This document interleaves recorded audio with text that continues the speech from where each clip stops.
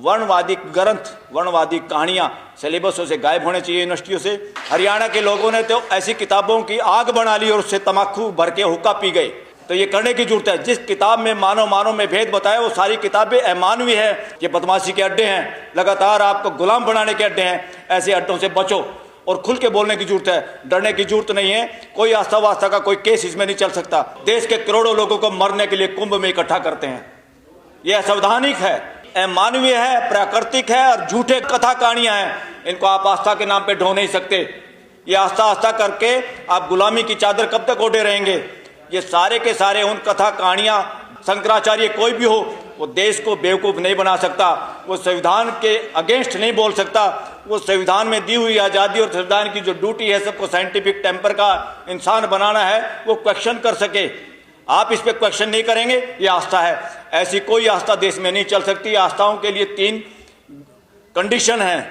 जो आस्था पे 3 कंडीशन पे खरी उतरती है उसको आप एब्सोल्यूट आस्था है, उसका अधिकार इस देश में, बाकी आस्था का अधिकार नहीं है।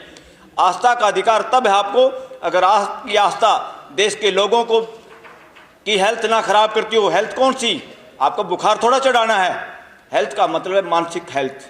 अगर आपको पंगु और नपुंसक बनाती है, मानसिक गुलाम बनाती है, आप बोलने से डरते हैं, आप क्वेश्चन नहीं कर सकते, आपको डर लगता है, असंवैधानिक है। जो आस्था आपको ये कहती है कि यहाँ एक बूंद पड़ी थी अमृत की, साथियों कितना असंवैधानिक है, प्राकृतिक है, यूनिवर्स के खिलाफ है ये बातें कि सुर और असुरों की लड़ाई हुई। कौन असुर हैं? धरती पे कोई असुर नहीं है। सारे के सारे 800 करोड़ लोग एक जैसे हैं, सबका सॉफ्टवेयर एक जैसा है। ये कौन नॉनसेंस बात फैला रहा आज तक? असुर और सुरों की लड़ाई हुई और उसमें कोई जीत गया और झगड़ा हुआ, 4 बूंद गिर गई और उस बूंद का पानी जहां गिरा बाकी धरती का क्या हुआ भाई? वो चारों बूंदे धरती इंडिया में गिरी। नॉनसेंस बातें करते हो, बकवास करते हो और अपने आप को शंकराचार्य और मंडेश्वर कहते हो, संत और बाबा कहते हो। लानत है। आज देश के लोगों को और खासतौर पर युवाओं को चैलेंज करना होगा इन फ्रॉड जो पोस्ट हैं। इस देश के लोगों को प्रधानमंत्री एक पोस्ट है, एक व्यवस्था है। प्रधानमंत्री किसी के बाप की और खैरात की पद का नाम नहीं है। प्रधानमंत्री ऑफिस एक व्यवस्था है और उस व्यवस्था पे कई बार गिरे हुए चरित्र के लोग भी जा ही सकते हैं। बहुत सारे ऐसे लोग झूठे एफिडेविट का MLA MP बन ही चुके हैं इस देश के अंदर। तो CM PM या DM SP ये किसी के बापों की जागीर नहीं है, व्यवस्था के अंग हैं। ये ऑफिस है व्यवस्था के।